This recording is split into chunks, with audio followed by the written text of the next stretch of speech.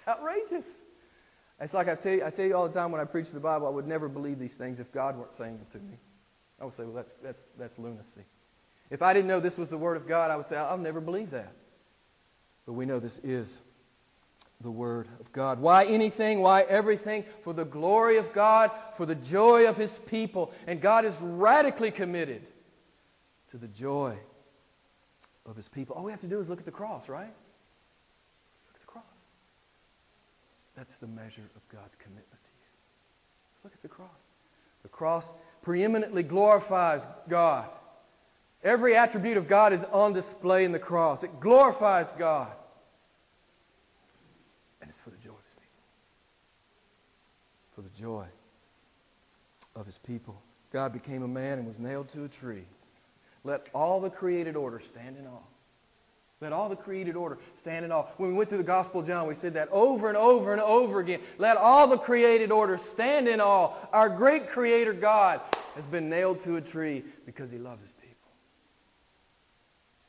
Awesome stuff. Why the incarnation? Why the cross? Why the resurrection? Why the ascension? For the glory of God and the joy of His people. Wow. I don't ever want you to forget this truth.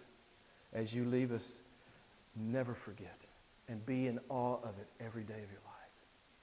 Every day. If you get up one morning and you're not in awe, you need to go be with God. How can we not be in awe of this awesome message? And I've shared with you before. If you really grasp and you really believe this, that you, your soul, your life, your body, your marriage, your singleness, your kids, your career, your money, your hobbies, your plans, your dreams. Yes, as Adam said so well, your trials, your pain, your heartaches, your sicknesses, and your death, they're all for the glory of God. They're meant to be for the glory of God. And if you really believe that, you'll live your life far differently than if you don't believe that. Far differently.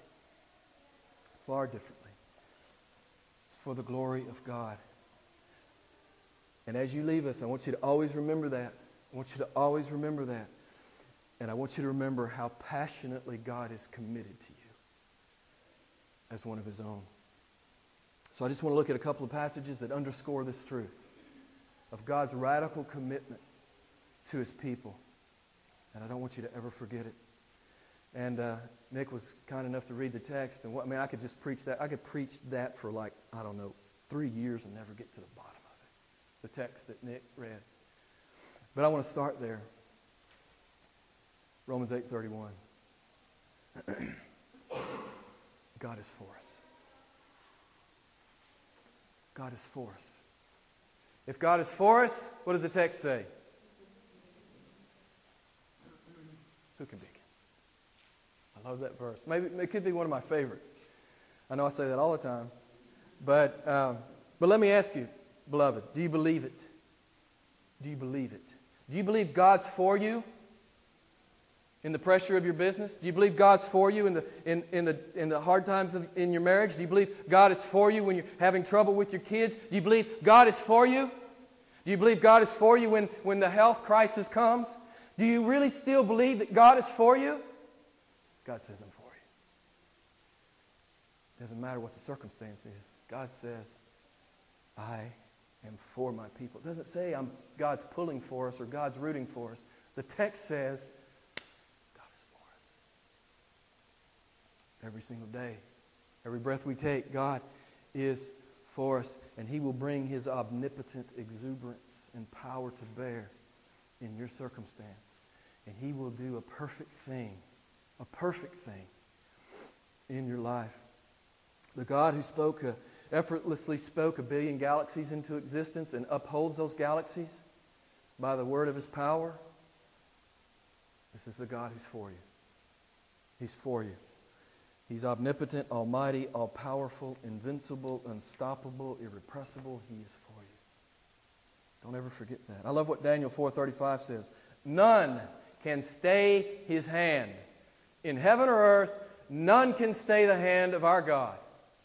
If God's for me, no one can stop God from being for me. He's for me, and He's for me forever. He's for me forever. I love what Psalm 115:3 says.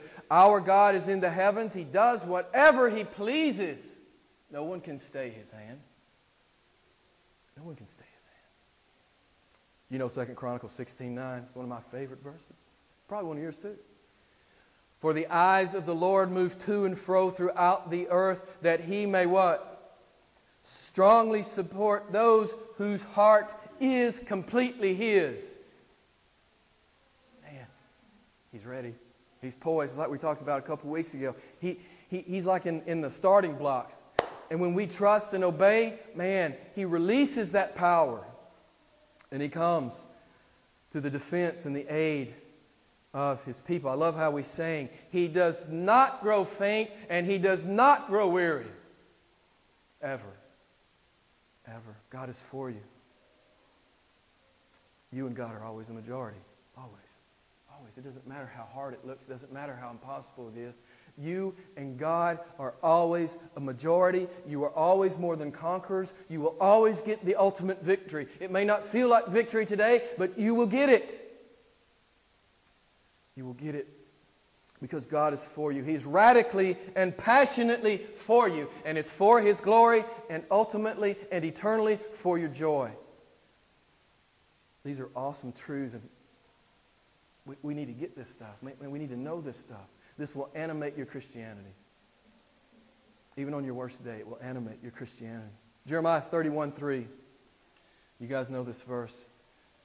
I have loved you with an everlasting love. Therefore, I have drawn you with loving kindness. We've talked about this several times. As long as God's been God, He's loved you.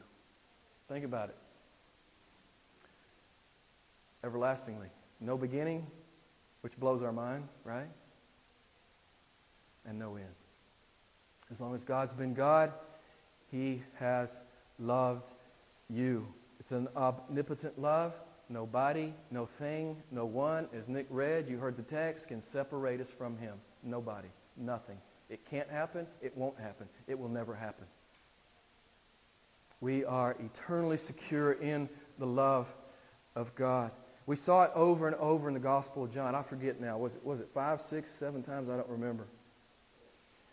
We saw this imagery. We saw how Jesus used this language about all of the ones that the Father had given to the Son, right? We kept seeing all this language.